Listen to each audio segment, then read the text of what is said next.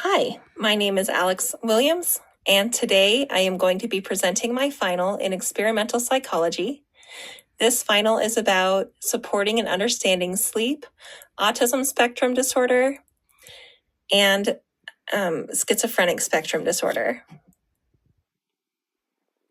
Today I'm going to talk about three topics. The first is the relationship between autism spectrum disorder and schizophrenic spectrum disorder. And these topics land under the category of mental and behavior health services. Then I'll talk about supporting families at home who have students that have autism spectrum disorder, schizophrenic spectrum disorder, and ADHD. And that would fall under family, school, and community collaboration. Then last, I'll talk to you about supporting sleep at school through naps and late starts. And this will fall under services to promote safe and supportive schools. So the way that we understand autism today isn't the way that we've always understood autism. There was a time when we viewed autism as basically a stage of schizophrenia. And so they referred to it as childhood schizophrenia because they felt like this is how schizophrenia presents itself in childhood. Later, as time went on, they realized, hey, not everybody who is presenting with childhood schizophrenia is developing psychosis as a teenager.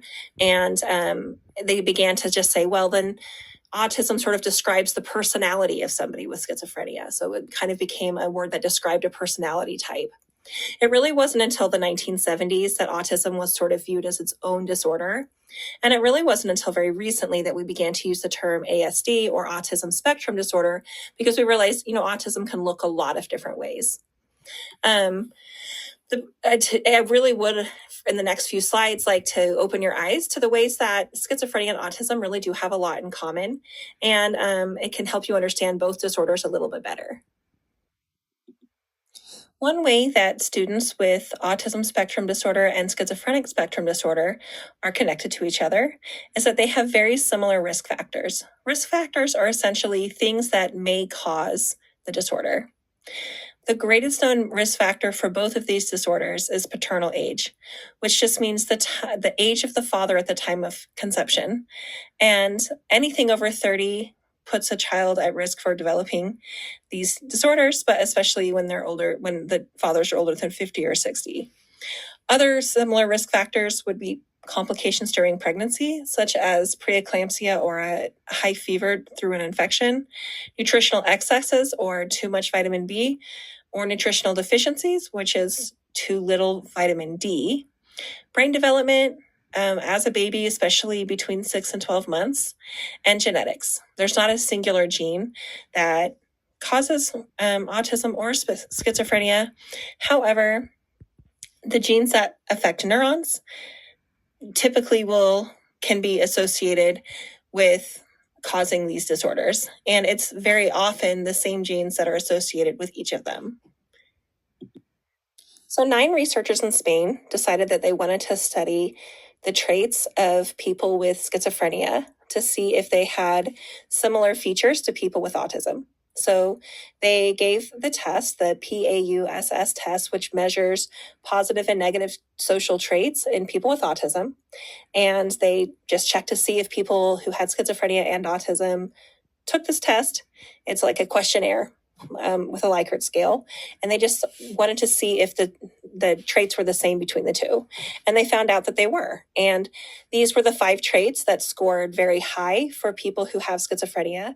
And again, these are traits that are commonly associated with the diagnosis of people with autism. So one was poor rapport, social withdrawal, the flow of conversation was awkward, very similar mannerisms, and preoccupation, which is referring to kind of special interests. In the same fashion, 7 researchers from the Netherlands decided that they wanted to see if people with ASD had similar personality traits as people who have SSD. So they found participants who had ASD and found participants who did not, and then decided to give them both a questionnaire with schizotypal personality traits to see if people with ASD had higher scores. And they found out that people with ASD had higher scores in schizotypal personality traits.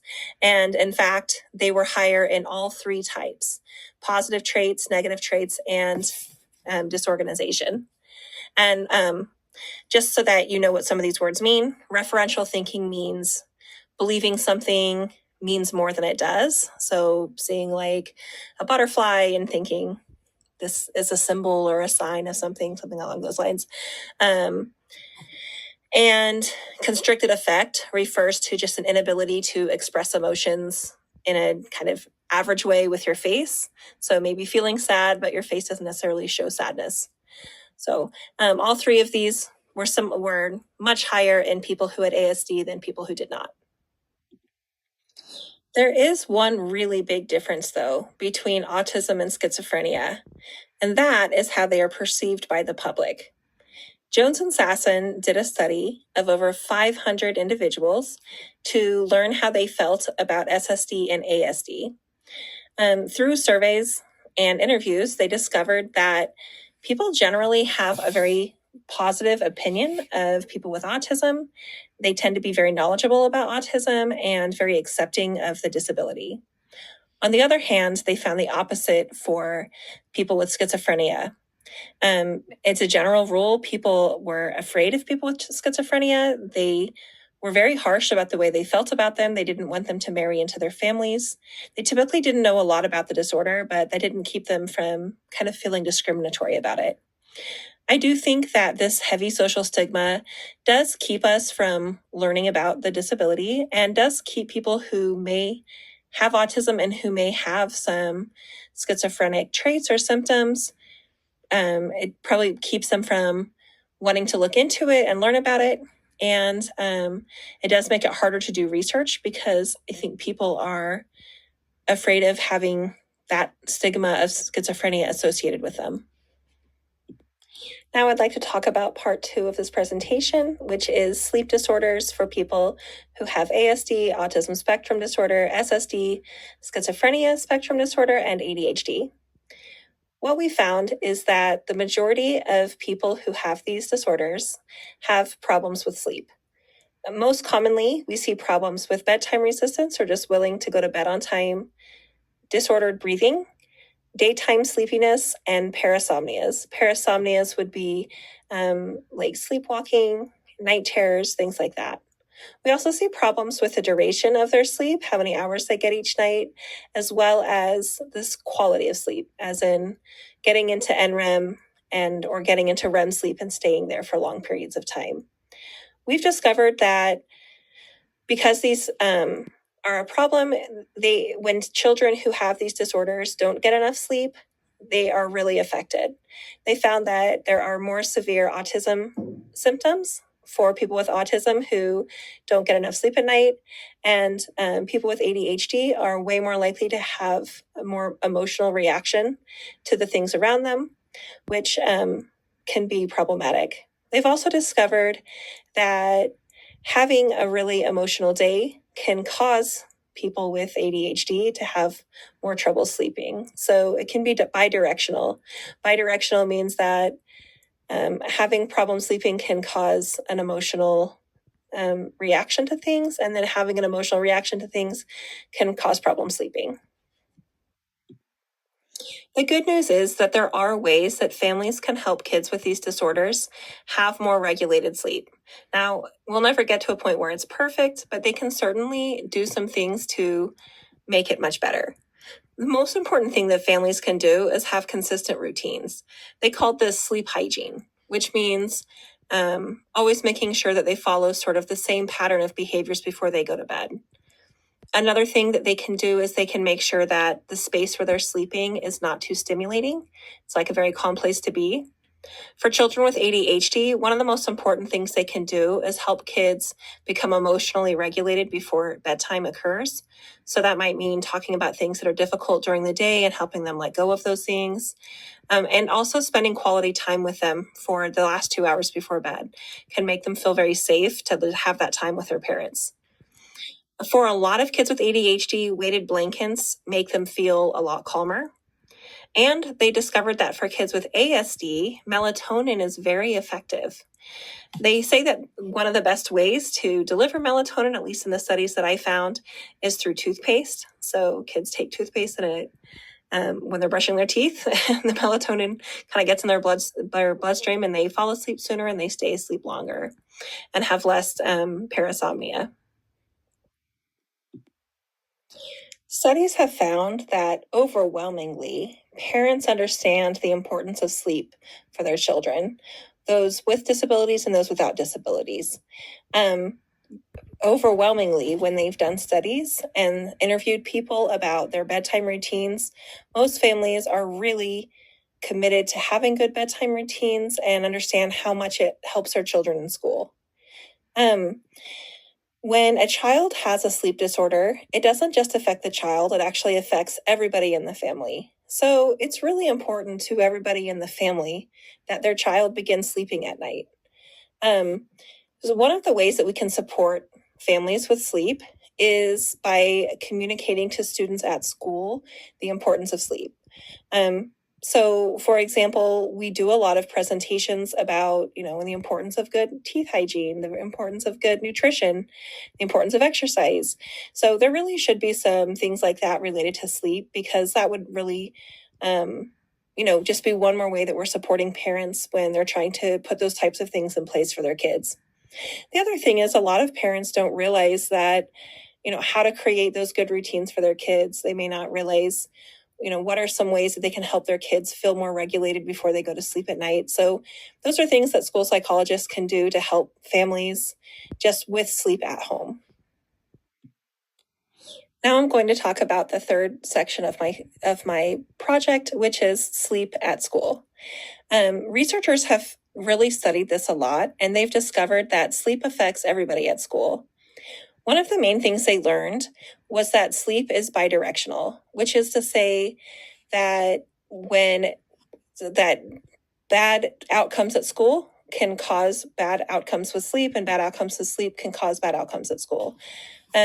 Specifically, they found out that students who went to bed late on the weekends were more likely to have poor attendance, but students who had poor attendance were then more likely to go to bed late on the weekends. It basically led to sort of a disorganized sleep schedule. They also found that there's long-term outcomes with this. Students who went to bed late on the weekends and had poor attendance tended to have those problems all the way into adulthood.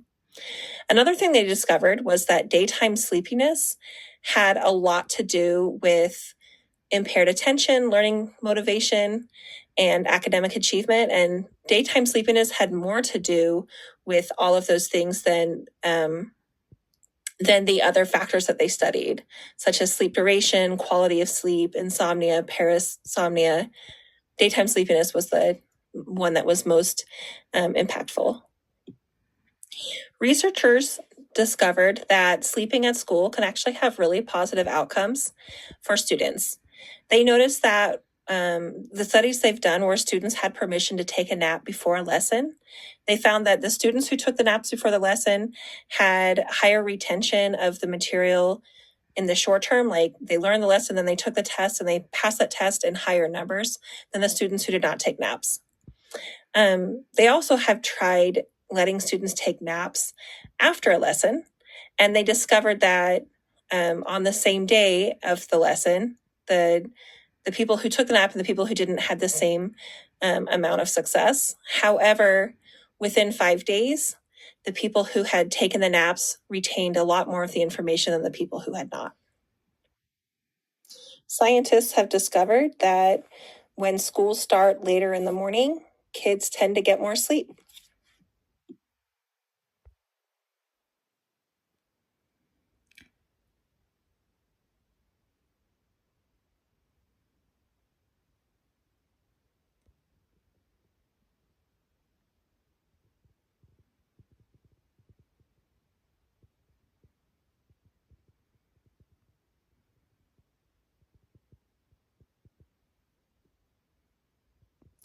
Hi,